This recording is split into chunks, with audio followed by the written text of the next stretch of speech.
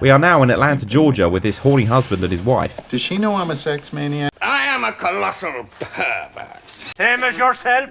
This horny husband is actually Stan the Man.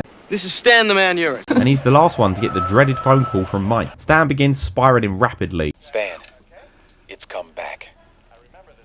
Are you sure? Yeah, I'm sure. You understand, I am sure. No, I understand. Your promise. What? Yes, Mike. You promised. Yes, I remember. I hope you come. I'm gonna come. Goodbye. Bye, Stan. Huge cockblock from Mike, by the way. He really killed the vibe with that one. Now, this is one of the saddest and most tragic parts of the It story, as Stan chooses to take his own life as he can't bear the idea of facing Pennywise again. We see his flashback, and the Losers Club are doing some target practice, and Bev is just dead shot. Oh, no, she didn't. Good job, Hawkeye. 10 out of 10. Don't think I need to shoot. It's like it's supposed to be, Beth. Yeah.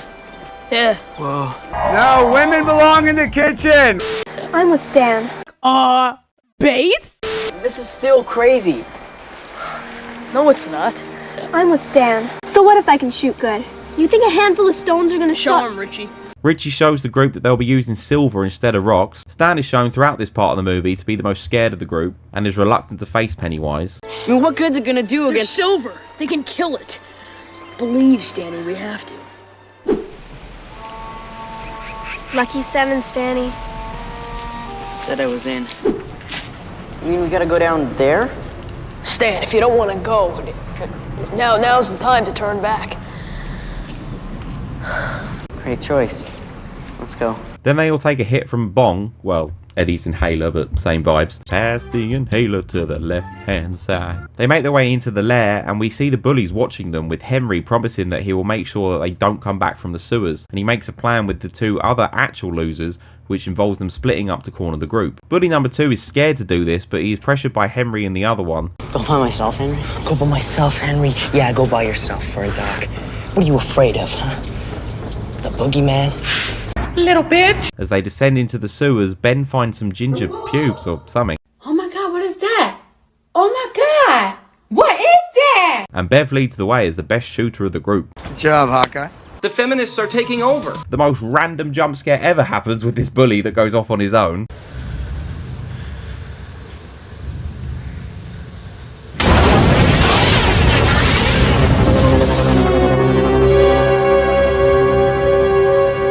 Okay. He's attacked by it, and the rumour has it, he's still screaming.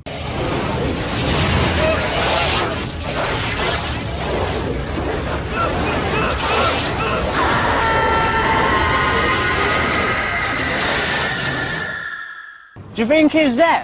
Henry and the burping buddy grab the straggling Stan from behind the rest of the group, and I think I'd rather be stabbed than experience this. This is the worst thing I've ever seen. They reach the main room, which has more holes than the plot probably does. I don't know. And they realise that Stan the Man is nowhere to be seen. Who's missing? Stan. Oh no! Henry gets ready to kill Stan, but Pennywise has a face turn and saves the day. Hey, Henry?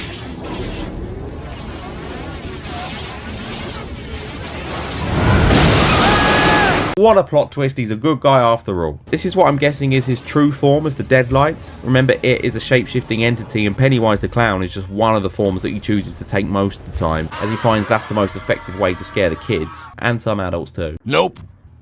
So, before any nerds and punk losers in the comments start having a pop at me for saying Pennywise, when he's only Pennywise when he's in the form of the dancing clown, shut up. Alright? Shut up. I know, it's just easier to refer to him as that so that everyone knows what I'm talking about. Whoa, calm down, Jamal. The burping buddy then looks like he's being abducted by aliens, and then whatever you think of how this looks, this dead kid that's being slowly dragged away would have absolutely traumatized me as a kid.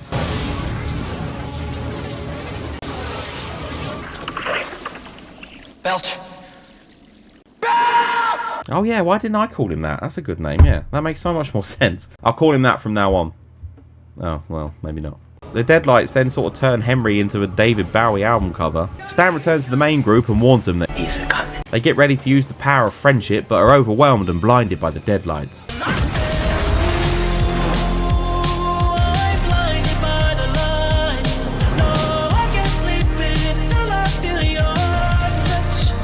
Somebody turns on the smoke machine and makes this place look like a new pope has been elected. They go for the power of friendship routine once more. Is everybody here? I'm here. Stanny? Yeah. Richie? Yeah. Mike? Here. Whose hand is this? Hey there, little fella. We sure got a lovely day for it, don't we? Okay, whatever happens, hang on. It's not as strong as I thought it was, or it could have killed us just then.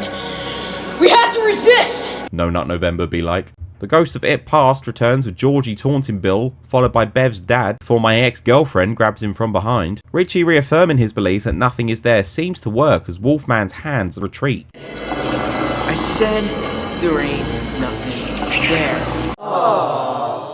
So Pennywise, realising that Stan is the weakest, the most fearful child, and Stanley Urus, come on down! Hey there, little fella. That was really scary. And if you don't mind me saying, if that don't work, your breath certainly will get the job done, cause you definitely need some Tic Tacs or something, cause your breath stinks! Come on down! That's it. Let go. Be afraid. Bev, the stones! You all taste so much better when you're afraid. Hurry, Bev, kill it! Kill me. Oh, you are priceless. What's the first number in the price of the car? Priceless. Show us. I am eternal child. Yeah, my ex was an eternal child too. Sorry, I'm killing the tension. I am the eater of worlds and of children. And you are next. Everything just reminds me of her. Bev drops one of the Infinity Stones, or silver bullets, and so Eddie steps up and says, This is battery acid, you What did he say? "Oh, I can't believe he just said... What an offensive term, even for 1990. And Pennywise does his whole... You cursed rat! Look what you've done! I'm melting! Melting! Please, God. Go through that water! Oh, what a world! What a world! Who thought a good little girl like you could destroy my beautiful wickedness? I mean, all that big talk just to be taken out so easily. And then Pennywise does what feels like the most unexpected flip of all time.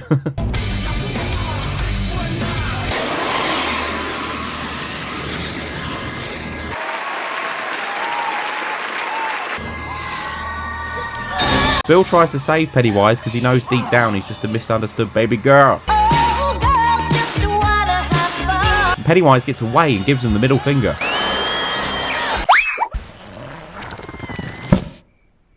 Uh-oh. The top of his head is still showing. Claw at it.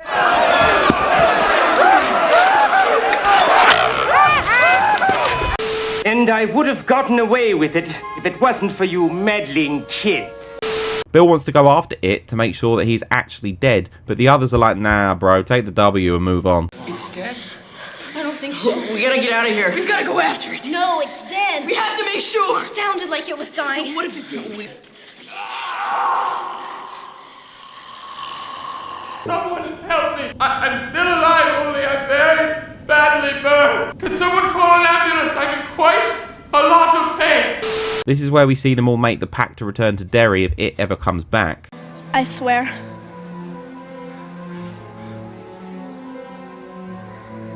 Swear.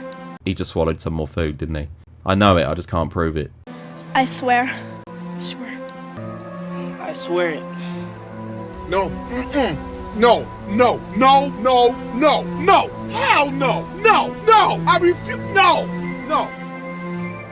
Yeah, I swear. Yeah. He eventually bows to peer pressure because don't ever let anybody tell you that it doesn't work. Stanny, I'm coming upstairs to scrub your back. Everything about this line, from the content to the tone, is just another one for the actually creeping the Pennywise pile. And your chest. And that line too. And... Oh no, keep going. I'm starting to come around to the idea. I don't know if this is deliberate. I'm guessing it is, but you just see Pennywise Easter eggs everywhere. But I'm not screen crushed, so we're just moving on. She of course goes on to make the horrifying discovery that Stanley has... and he's written the word "it" on the wall in his blood. Bill visits Georgie's grave and is distraught that, through no fault of his own, he had forgotten all about his little brother. But things immediately start looking up when he looks over and sees that Pennywise has started to turn his life around, and he now has a part-time job as a maintenance guy. Pennywise mocks his stutter and tells him to take his pick of the graves that he's dug, except for the one on the end, revealing and boasting about Stan's death. Bill gives him the I'm not afraid anymore. Maybe I am. Bill goes to the library to meet up with Mike and gets a boner of self-importance seeing his books on display. I know how old I look. Nah bro, black don't crack, you look great, and at least you don't have a stupid ponytail. I feel so thick, Mike. Imagine how poor Ben felt as a kid. Hey, fatty boom boom.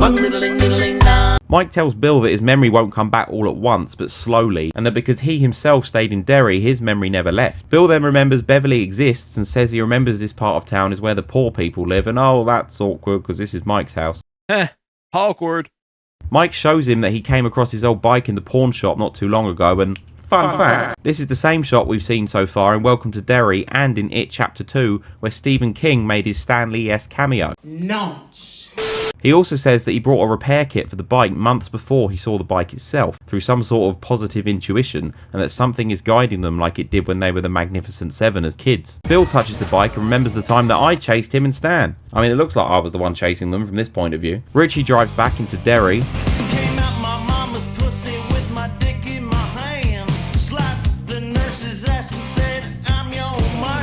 and sees Pennywise has left a fun little welcome back message for him. A panicked Richie arrives at the library looking for Mike and gets scared by a woman approaching him with a drink for a change. Hey! You look like you could use this. Pennywise pops up and calls him a nonce. A little young for you, isn't she, Richie? Which is quite hypocritical if you ask me. I mean, the way this guy literally lives for stalking kids. Don't you want a balloon? Pennywise then continues the welcome back party for Richie by dropping some balloons, which leaves Richie all embarrassed as he goes bright red.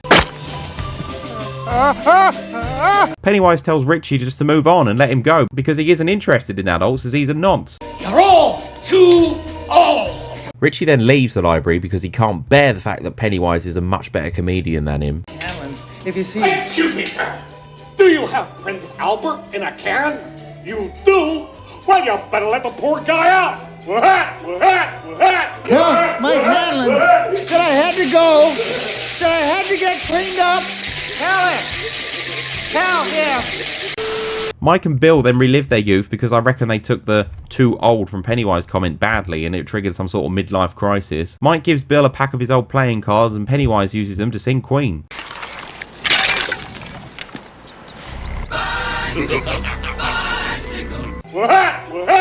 Ex-fatty Ben notices the entrance to their old hanging out spot on his way into Derry and sees history repeating itself way too coincidentally for my liking.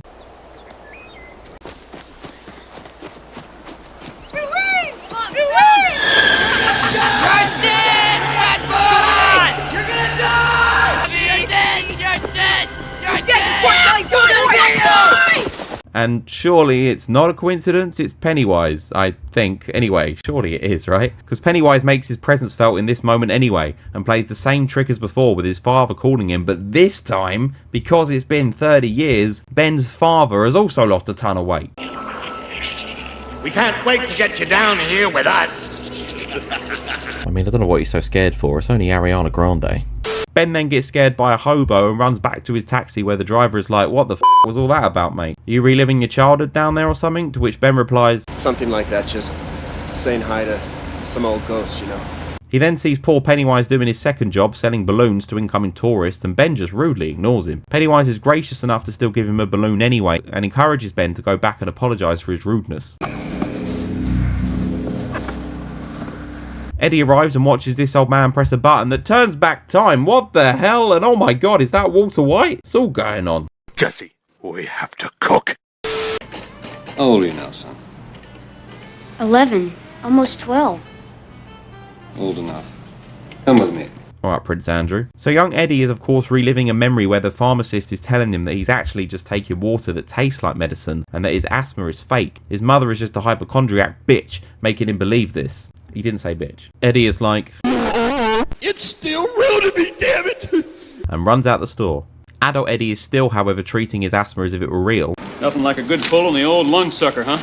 Oh, you dirty bastard. Eddie then hears the old pharmacist from his youth, who is a penny short of a wise now. Eddie tries to thank him for trying to tell him about his mother when he was a child. The old man appears to still not remember until he starts saying, Hydrox.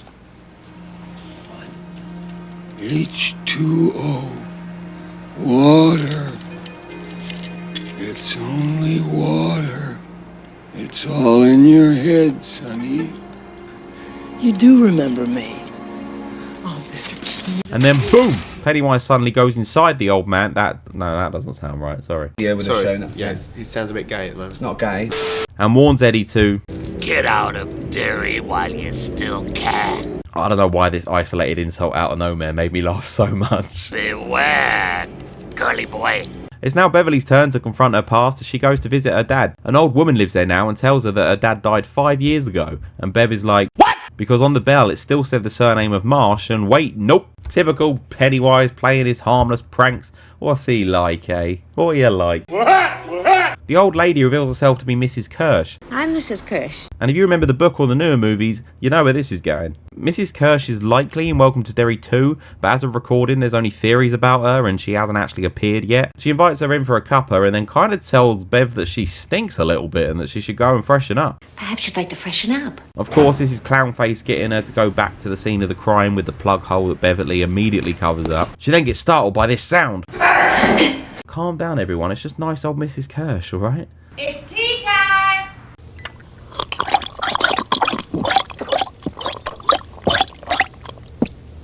As a British person, I can confirm this is how we always drink tea, and Bev is the weird one here for questioning it. Drink it while it's nice and hot. But no, we don't all have teeth like that, alright? But more importantly, Mrs. Kirsch didn't either before. Bev then realises that the silly old woman must have given her tomato soup instead of the builders, and makes an heart attack on the carpet. This, quite rightly in my opinion, pisses Mrs. Kirsch off, who says, Run, because to stay will mean worse than your death. She then looks up to reveal herself as either Davros from Doctor Who or modern day Simon Cowell. Can't quite make my mind up on which one. I worry about you, Bevy. I worry a lot. Viewer's choice. Bev is horrified that her dad is now living his best life as a woman and disowns him and flees the scene. Pennywise then starts deep-throating John Cena. Bev almost gets run over, and when she looks back at the house, she realises how much she pissed off Mrs. Kirsch by spilling soup on her carpet that she's boarded up the whole house now to keep her out. Then I guess the balloon that Ben rudely rejected earlier from Pennywise must have blown away and made its way to Bev too. We're then transported to a 1990s episode of Downton Abbey. Do you remember? Greco, I didn't ask you over to insult Bill. How dare he do this to me? Bill's wife is begging his boss, who is turning his book into a movie or something, to not fire him or something. I don't know, I don't care. I just want to see more Pennywise, to be honest.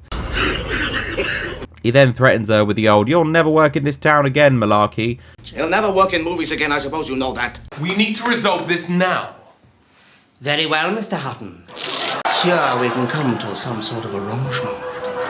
Bill's wife decides to book a flight to the US anyway and meet up with her fella. Yesterday, Why not? You're scary. Promise me you'll stay here. 24 hours later, Yes, I'd like a seat on your next flight to the United States. We're gonna do it anyway. We're gonna do it anyway. The group will meet up in the Chinese restaurant, and Eddie sort of retrospectively fat shames Ben. Hey, what happened to the rest of you? Leave the fat shaming to me, Eddie. That's my job. Mike, is that you? Well, he isn't Michael Jackson, Ben. He's still black. Richie turns up and is like, oh god, not these losers again. He tries to pull himself together in the bathroom with a pep talk about how he can't let his hallucination of Pennywise earlier bother him and let the others see that he's scared. I have no idea what Richie said at the end of this line. Somebody please help. All right, who got bald and who got wrinkled and how many got chillin' got wings? Then the first crush that all of these guys ever had shows up and she instantly starts rizzing all of them. Beverly. What a bunch of handsome old men. She's just so taken aback by Ben's weight loss that she faints. It's okay, she comes around and god damn, Richie is pulled, isn't he? Oh my god, Bill, you have a wife! And Ben is still third wheeling. You alright, Bev? Yes. I saw something today. Bill totally has a boner he's trying to hide right now. Eddie says his memory isn't coming back like the others. I can't remember much of anything, and when I try, it kind of clouds over. I mean, Didn't you feel it? I bet Bev did when Bill was standing behind her. Bev says the word sewer, and that just hits Ed like the truck that almost hit Bev earlier. Maybe it's the sewer. This is battery acid, you slime! I think I remember who Pennywise was now. Big white guy, red nose, mouth full of razor-sharp teeth. Sounds more like Alex Ferguson. Sounds more like Nigel Farage. Viewer's choice. Awkwardly, Eddie's memory of defeating Pennywise and saving Stan's life brings up the elephant in the room. That's no longer you, Ben. I mean, the fact that Stan is sadly no longer with us, but nobody actually knows that yet, even after Pennywise tried to tell Bill earlier, like the thoughtful guy that he is. Hey, speaking of Stan. Stan! Where's his royal straightness, anyway? He wouldn't fink out on us, would he, Mike? You talked to him, right? Yeah, I think he'll be along. They all then have a lovely meal. A succulent Chinese meal. And this scene goes on for like 10 minutes. To the Losers Club. All right, the losers club.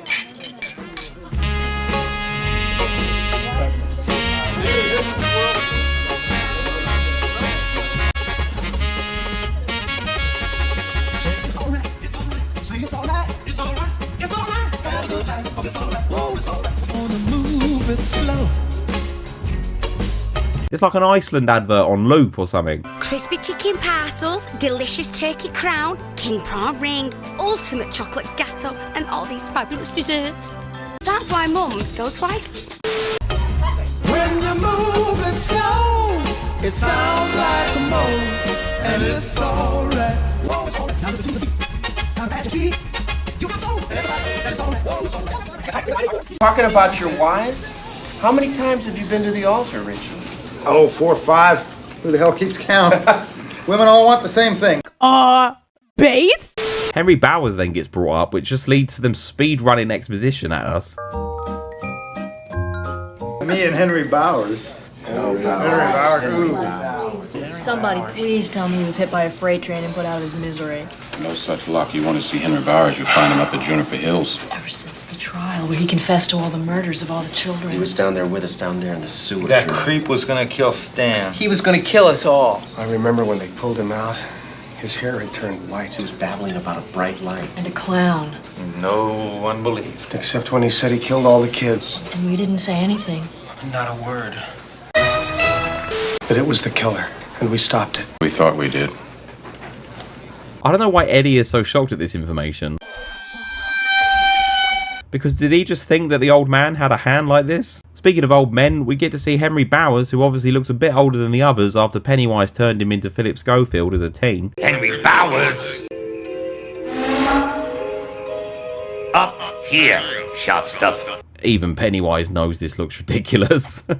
Pennywise does the whole Simba, remember who you are. And that he needs to finish the job of killing the Losers Club. It's like the I'm a Celebrity jungle back at the Chinese restaurant. They're all getting on well for the first hour, and then the bickering starts. Richie and Eddie want to just forget all of this again and go back home, but Bill and Ben want to hear Mike's plan out first. But count me out. I'm going to the hotel. I'm gonna get some sleep. And in the morning, I get on a plane and I'm out of here. We're all scared. It's nothing to be ashamed of. Maybe he's right.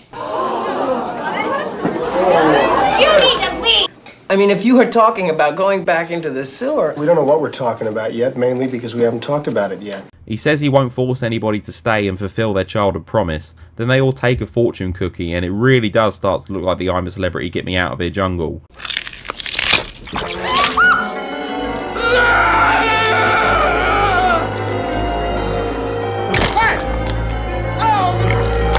Or Big Brother, I guess.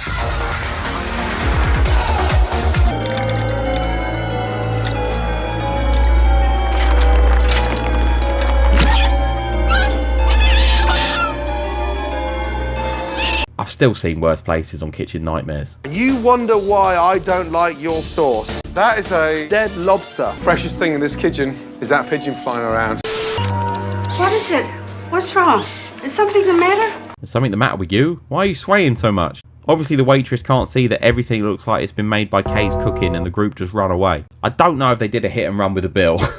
Richie tried to pay earlier, but Mike insisted he's got it covered, so I just presume he did actually pay earlier. Anyway, back at the library, they tried to contact Stan again, and Beverly has a moment. She relives her trauma of trying to clean up the bathroom after the bloody mess that Pennywise made that only she could see. This prompts Eddie and Richie to ask Mike why only they can see Pennywise's illusions, but Richie starts cracking jokes instead. It's great to be back in Derry, breathing in that old Derry air. The air is sucked right out of the room though when they finally learn of Stanley's death by suicide. Bill then realises that this is what Pennywise was referring to earlier. Bill reminds everyone of how back in that summer, Stan was the last one of the kids to see Pennywise, which is that time when they were being chased on the bike. Turns out it wasn't me. Pennywise appeared to Stan while he was bird watching in the park, using his voice to lure him into a house. He showed himself to Stan as a mummy. And he didn't actually see the clown version of it until the sewer scene with the others. But he told Eddie how he saw the true form of it as the Deadlights. The day that we went into the sewer, Stan saw it. Not the clown, but he saw what was behind the clown. He ran up to me in school and he said, "I saw it." I looked right into its some kind of lights. I looked right into its deadlights. Deadlights.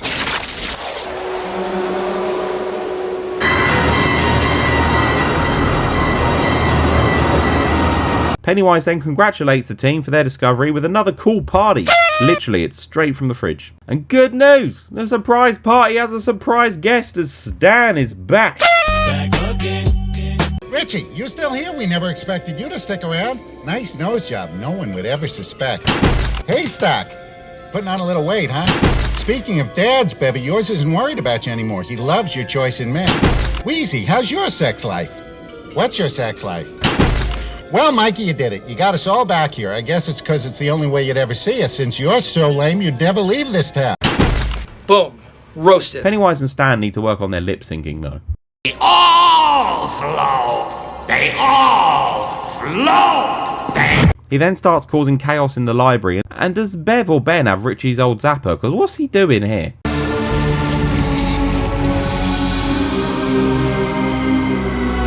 Bill then realises that it has written something on the typewriter. What is it? He thrusts his fist against the post and still insists he sees the ghosts.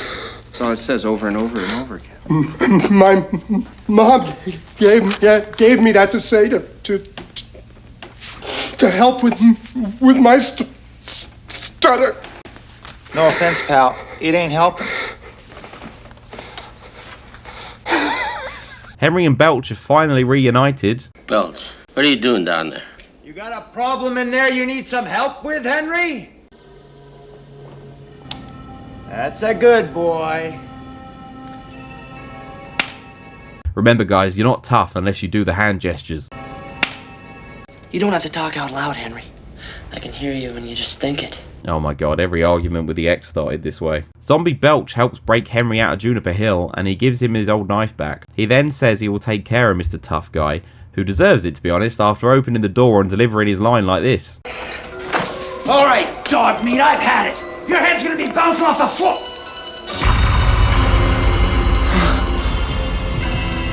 Was not expecting this though.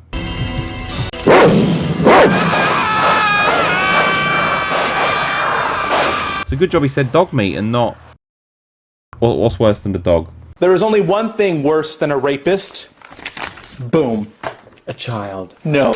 I will have no need of this stuff, Mike. Thank you very much for thinking about me and including it just in case. Jake, but none for me. Thank you very much. Richie. What? You're shouting. I know! I feel like Beverly stole the director's line here. Mike then reminds them all of how many children were victims of Pennywise until they stopped him. He then reveals how he has tracked every 30 years in Derry there's a disaster, and that must be how often Pennywise is active. Exactly 30 years later. If you count backwards in 30-year increments, every date you come to will correspond to a huge disaster in Derry's history. In 1960, the big fire at the Black Spot Club. In 1930, the explosion down at the old ironworks. In 1900, the massacre at Drake's Creek, and on and on. The movie then touches on how the adults of Derry ignore the awful things that happen to children, like it's part of some disease caused by Pennywise. She didn't want to know. You knew all about this even then. Miss Douglas didn't want to know. It's a disease, Bev. The dairy disease, none of them wants to know. It's too horrible, so they act like it doesn't even happen. Mike said that he knew that the recent disappearances were due to it again, as remember at the start he found the photo of Georgie at the crime scene. Bill's overly British wife is closing in on Derry and gets to meet the town's main attraction before she even gets there. Don't you want it? lucky lady. Pennywise then flashes her, which is just wrong. I've learned my lesson, officer. Don't you want it? Don't you want it? Don't you want it? Don't you want it? Don't you want it? Don't you want it? Good luck, everybody else! I ate salads like there was no tomorrow, and by March, I lost 70 pounds and I had grown 2 inches. Damn, I really am going to go harder at the gym. I didn't realise losing weight made you gain length down there. Oh, cheers, Ben. Wish someone had told me that years ago. Richie is still adamant that he's leaving in the morning, and Beverly continues remembering how she spent ages cleaning up that blood in her bathroom, only for Pennywise to just make the mess again. Once more, add that to the pile of things that are actually true horror. And in hindsight, Pennywise had a right cheek to be mad about Bev spilling tomato soup on his carpet earlier. She recounts how she got the Losers Club to go into her bathroom back then, and that they validated how they could see the blood too, unlike her father. I fell in love with all you guys that day. Again, I just want to reiterate how much I hate this aspect of the story. Just, no. Nonce. Bev says she's cold, and Ben, who is just casually getting off over here, says, "Give me your room key, I'll go get you your jumper." And Bill is so traumatised that his love rival was made a move that he's just too stunned to speak. Well, that, and also the fact that this triggered his memory of how one member of the group being alone, Stan straggling behind the rest of the group, didn't work out well last time. So Mike and Eddie go with him to get everyone else's stuff. Ben then starts getting all creepy with Bev's things. Again, one for the true horror pile, while Mike gets attacked by a surprise Henry Bowers and... Hello, nigger. Oh, again, sir. The line was, "Hello, old friend." Eddie is drinking pee in the bathroom throughout all this, by the way, and Bev catches Ben being a creep. I saw that disgusting pervert! She then quotes his old poem back at him and says that she's always been waiting to be with him. And what the f*** is this?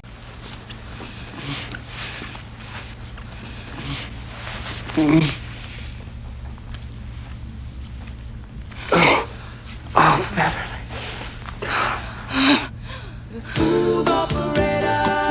Oh, thank God it's a mirror, because I thought he was just being very smug towards the camera then.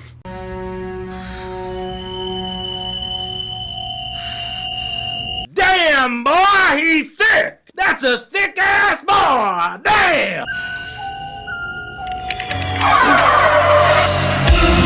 Kiss me, fat boy! Wish I could say a girl didn't say that to me once.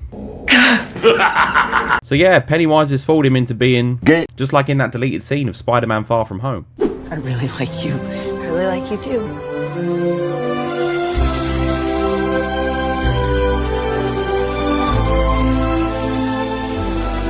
Sucker. Now you're gay. That make you gay. You are gay. A homosexual! Oh yeah, meanwhile, Mike is still fighting for his life, by the way, during all of this, with a very real Henry Bowers, who isn't a hallucination. Ben and Eddie break in, and this leads to Henry being stabbed by his own knife.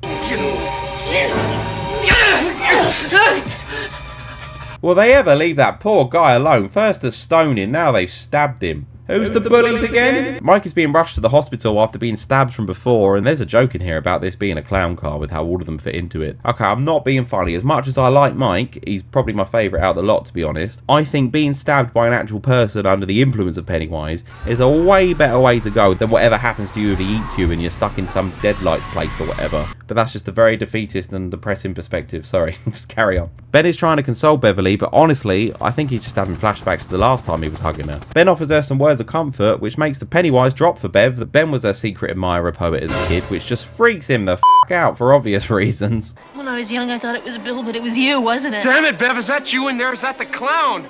I don't know what the hell is going on. I am not gay. F5 her, Ben, just like you would have done as a child. It's me.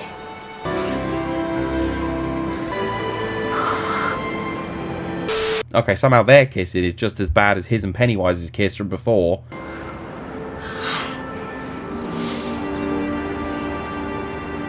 Eddie cockblocks them to show them that Mike is going to be A-OK. The doctor lets one person in to visit, so Bill volunteers as tribute. My jacket, outside pocket. He's got a gun! Oh no, it's just the silver he kept some. Well, actually, he went back down to the sewer to retrieve it 10 years ago, not knowing for sure if Pennywise was still hibernating or not. The bravest guy in this, honestly. Back at HQ, they still have the problem of Henry's body to deal with. They all know the adults in Derry can't be trusted because of them being, well, adults in Derry and all. I think we ought to call the police. I think Eddie's right. You don't understand. This whole town is it in some way. All of them. No police. All right, have it your way. Stan is dead. Mike came close. I've seen enough. I'm with you, boy.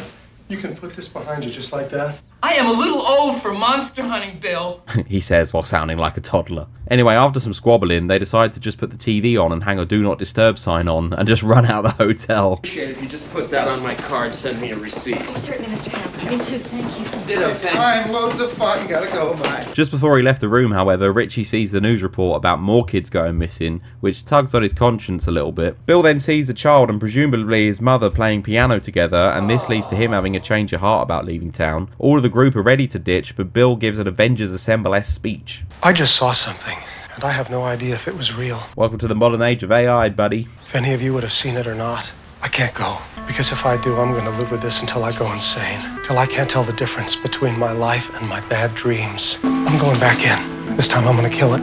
Oh, it's a bit harsh. I didn't think their piano music was that bad. Just like when he asked for their help to kill It as a kid, the group once again rally around Bill and agree to help him, even if it's more reluctantly than ever before. Oh, for fuck's sake. I don't suppose anybody thought to bring anything really useful like a machine gun. Oh, I'd love to see that. We probably will, or have maybe, in Welcome to Derry, actually, because of the whole military plot line. I brought this. It's the only thing I saved from those days. These are for him and for Stan. Lucky 7. We're all here now. Oh, come on. Guys, what the hell are you gonna do now? Sing Kumbaya? I don't even need to be here. Richie has this covered.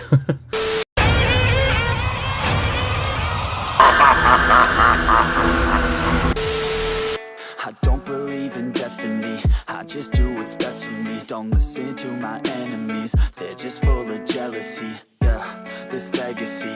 You gon' see what's left of me. You gon' see success in me. You ain't seen the rest of me. I just wanna be the best at what I know. Better than the rest, just watch me grow. Put me to the test and watch me go. This is my quest, I'ma make it known. They call me obsessive, oh I know. Call me selective with my notes.